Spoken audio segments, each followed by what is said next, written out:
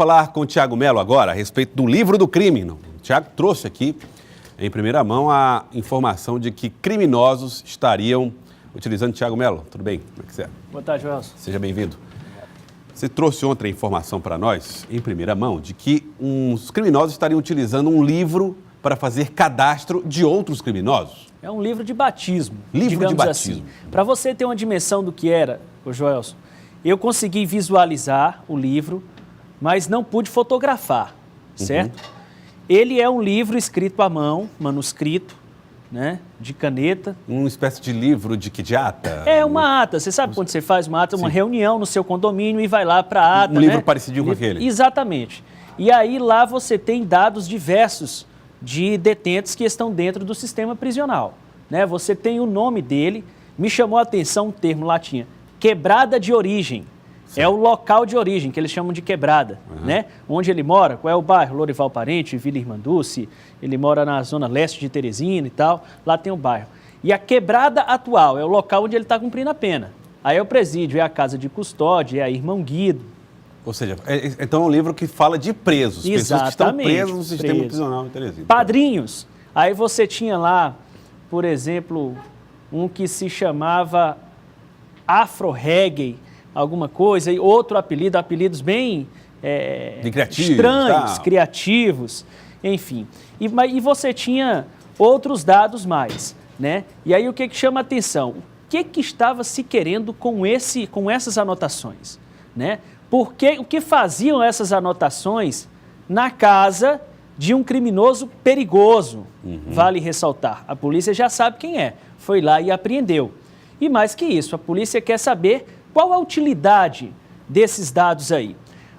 Ontem nós demos essa informação em primeira mão, hoje fomos buscar com a Secretaria de Justiça uma resposta. O que foi apurado e o que já se pode dizer acerca desse livro de batismo. A partir desse livro, pessoas que entravam no sistema com um nome estavam saindo com outro. Poderia ser uma forma de confundir a polícia na investigação de crimes, outros crimes cometidos por essas pessoas que hoje estão no sistema, elas passariam, saindo de lá, passariam a responder com outro nome, né? Então poderia ser uma forma de confundir. Ou teria alguma facção criminosa que estaria cooptando novas pessoas e estaria obrigando que essas pessoas viessem mediante um cadastro. Nós fomos atrás dessa resposta com a Secretaria de Justiça. Hoje de manhã, a repórter Gorete Santos entrevistou o subsecretário de Justiça, Carlos Edilson. Vamos ouvir o que ele disse. Nós já temos conhecimentos, estamos cientes disso e foi repassado ao núcleo de inteligência e à Polícia Civil, que vem fazendo um acompanhamento e está sob investigação. Que por medida de segurança a gente não pode mais dar tendo detalhes sobre isso, mas está sendo investigado e bastante acompanhado. Bom, a Secretaria de Justiça, portanto, preocupada com esse cadastro dos seus presos. Afinal de contas, quem tem que ter cadastro de preso é a Secretaria da Justiça, que é responsável por administrar o sistema prisional, e não o criminoso do lado de fora, anotando tudo, quem entra, quem sai, quem é e quem não é. E agora está sendo tratado esse assunto com muita cautela, viu, Joelson? Porque tanto a Secretaria de Justiça quer saber a finalidade, a veracidade de algumas dessas informações, veracidade das informações, não do livro. Esse já está estabelecido, ele próprio reconhece que existe. Mas quer saber qual é a finalidade e até a relevância dessas informações para que serviria para se antecipar e adotar algumas providências caso algo esteja sendo planejado. Tá certo. Tiago Melo, você também acompanhou, nós ontem vimos o desfecho infeliz daquele caso do advogado lá no bairro Saci, que foi morto a tiros, aqui está o Osiris Neto, que foi morto a tiros enquanto tentava ali chegar em casa.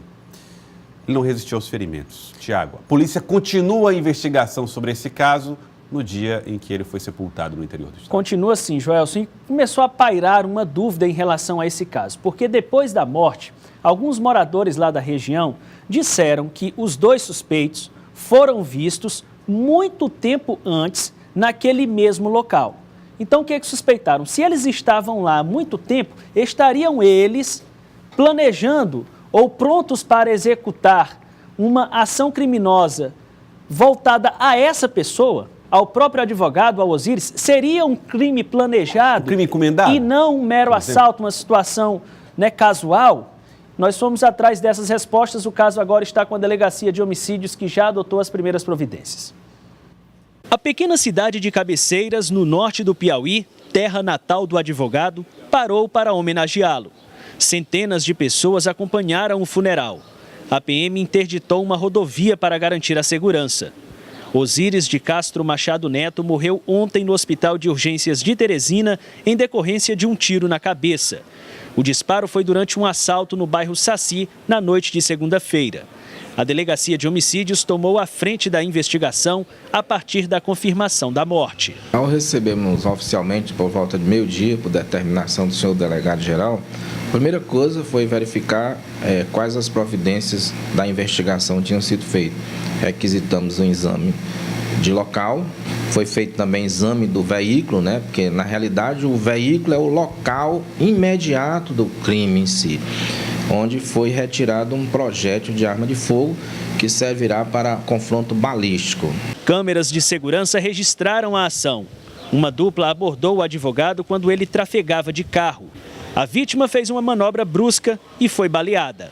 Moradores relataram ter visto os bandidos no local muito antes do ocorrido, o que levantou a suspeita de estarem esperando a vítima e de um suposto crime planejado. Nenhuma possibilidade nós descartamos. Agora nós não podemos fazer, a Polícia Civil, através da Delegacia de Homicídio, nós trabalhamos com indícios, com provas, não com suposições. Nós investigamos. O que tem as características até o momento é de um roubo seguido de morte. Segundo o delegado Bareta, há 2 suspeitos sendo investigados. Ele criticou o que considera um erro de procedimento de policiais que devolveram ao proprietário uma moto roubada usada pelos suspeitos na fuga. Eles tomaram uma moto de assalto e abandonaram essa moto lá num estabelecimento próximo. Lá foi chamada a polícia compareceu lá e me parece que não foi levado à delegacia da Polinter, tampouco chamada a autoridade policial de plantão na central ou na área para fazer os procedimentos necessários. Mas eu quero deixar bem claro que isso aí atrapalha a investigação, porém não dificulta os homens da DH chegar aos criminosos. Tá aí, a dúvida está instalada, não se sabe mais se foi realmente um roubo. Nada foi levado aparentemente, né, Tiago? Nada foi levado. E vale ressaltar, a polícia hoje, depois que pediu um exame no carro, que não havia sido pedido ainda, no dia do acontecido lá, foi encontrado um projétil, uma bala em uma coluna do veículo. Uma coluna que divide a porta dianteira da porta traseira do lado do motorista. Foram disparados 2 tiros, um atravessou a cabeça da vítima, que chegou a estourar o vidro do outro lado, Joelson. E o segundo disparo entrou na lataria do carro. Esse projétil já foi retirado pela perícia e está sendo analisado. Tá certo. O importante é descobrir motivação e autoria desses criminosos e a polícia vai dar essa resposta. Tiago Melo. Obrigado, Tiago.